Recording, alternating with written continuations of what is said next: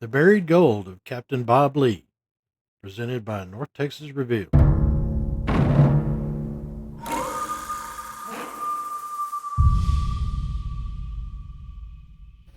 Welcome to North Texas Review. Captain Bob Lee's letter to the Bottom News, June 26, 1868. If you will permit me the use of your valuable colors, I would like to give you a true statement of what is known as the Pilot Grove difficulty.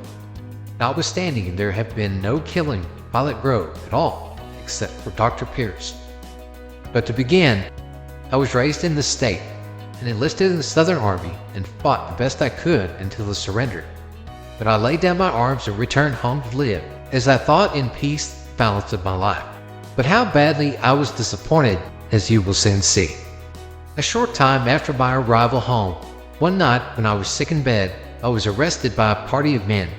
Israel Boren, Lewis Peacock, James Madison, Bill Smith, Sam Beer, and Artie Dot, wearing U.S. uniform, and was told by them that I would be carried to Sherman, stand trial for offenses committed during the war. Of course, I surrendered and was perfectly willing to yield myself. After we proceeded a short distance from my home, another party in citizen dress fell in with us. Among these citizens, I recognized a party known as Doc Wilson, several other thieves. I repeatedly begged them to take me to Sherman, as a sick, hardly able to sit up, surrounded man. Now that I was in Choctaw Bottom surrounded by a band of thieves, after keeping me 36 hours, my sickness growing worse all the time, I begged them to take me to Sherman. I finally agreed to accept their offer and obtain my release. I agreed to give them a mule, saddle, and bridle, and the $20 gold piece that was in my pocket, and executed a note to Doc Wilson with my father's name for security for $2,000 in gold payable on demand, and to leave the country forever. Having no pen and ink, Wilson made a pen of a toothpick, ink of gunpowder, and water, mixing it in my brother's hand. He came along with me when I was arrested. Now, after being arrested, I thought to try the civil law on these scoundrels, and to prevent me from doing so, they have ever since tried to kill me. One day, about 12 after this occurred, I was in Pilot Grove and met Jim Maddox, a friend of Peacock's, and I told him that if he desired to fight me, I would loan him a pistol. But the coward said he did not want to hurt me and proposed to take a drink, saying he was sorry he had done what he did. After drinking with him, I told him I wanted to be left alone, and he said all right. However, he went out of the grocery store, he borrowed a pistol from a friend, slipped up behind me when I was making a contract with a Negro to do some work, and shot me in the face. He then left me for dead on the ground and bragged that he had shot Bob Lee's brains out. I was in a very precarious condition for some time and would have perished not for the timely aid and skill of the late Dr. Pierce.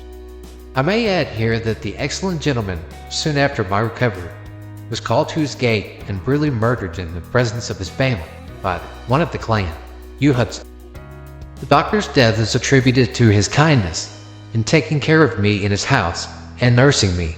Still, the civil authorities take no notice of these things. I have done everything I could to procure peace. I even tried to buy it with money. Still, I am hunted by a squad of U.S. soldiers, assisted by a number of horse thieves who come to my house, throw fire in my beds, drag my children by their feet over the floor, and insult my wife. Yet the U.S. troops stood by and said not a word. These good Union men were principally deserters from the Southern Army and lay in the bush during the war, the lowest of God's creation. And these good Union men, truly loyal, are biasing the judgment of the men who should protect us impartially. I further want to say that Elijah Clark, a young man, was taken from his horse which he had bought from these thieves, was tied and murdered on the prairie, the U.S. troops being present. Also, William Dixon was followed some 20 miles from his home at Hargai, and taking refuge in a mill, kept 30 men at bay.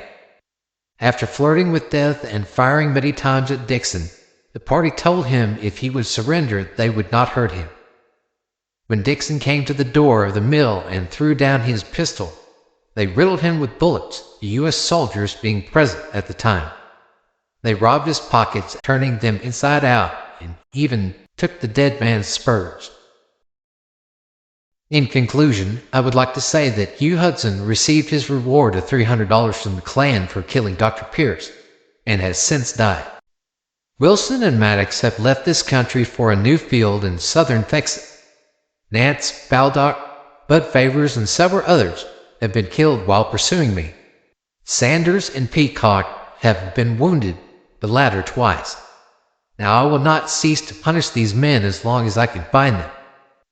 Peacock still hires men to kill me, and they must take the consequence. I will trust the U.S. troops will cease their interference, and I will clear the country of this band of thieves.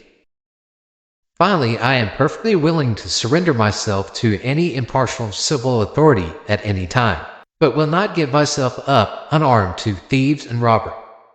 I am sorry to take so much of your valuable time and space, but a great many people, even the military, have no idea of the truth or the origins of the trouble. So I give you all the particular. I remain yours, Robert Lee. People have been searching for the Lee family gold ever since Bob and his father passed. Bob's sister was the last to part this world from typhoid fever, and with that, the location of the secret stash vanished forever. Only one man is known to have found a portion of the Lee gold. Hoot Gibson found a crock on the side of a creek bed containing 2.5 $5 gold coins. Thousands, if not millions of dollars remain to be found. The crock lay some 300 yards from the cemetery at Lee Creek, which is just east of the Lee Cemetery. The fact is, the original 600 acres of land the Lee family owned became landmarks: Lee Station, Lee Creek, and Lee Cemetery, originating from the Lee property long before Leonard was established. One sizable chunk of land owned by Daniel was patented February 24, 1860, in Fannin County, 127 acres, on university land known as League 13. It is a block that encompasses 3 county lines converging on their land: Fannin to the north, Holland to the southwest, and Hunt to the south. Bob Lee was killed in 1869. After Daniel's death in 1877, the land was bought up quickly by other factions knowing about the Lee buried gold. Daniel's will was filed in Hunt County. The Lee Cemetery is also located in Hunt County. When Bob Lee's father, Daniel W. Lee, moved from Arkansas, he and Bob cashed out all their earthly possessions, 30,000 ounces of gold, in denominations of $5, $10, and $20 gold coins. Daniel's father, Robert Lee Sr., was said to be a wealthy man originating from Virginia. They then packed up what they had saved for the trip and moved to Texas. Arriving in the 1830s, Daniel claimed 600 acres of land, and they buried their fortune for safekeeping, as was the tradition in those days. Over the years, because it was known that the stash was located around the cemetery, treasure hunters have dug into the cemetery grounds on many occasions. It is said that Bob Lee's monument is not located on his actual gravesite, his grave having been dug up several times early on. A cement cover once covered his actual grave, but it was also destroyed by treasure hunters. 50 years ago, the stash was estimated to be $500,000 worth of gold. Just think what 30,000 ounces of gold is worth today. It's about $61 million.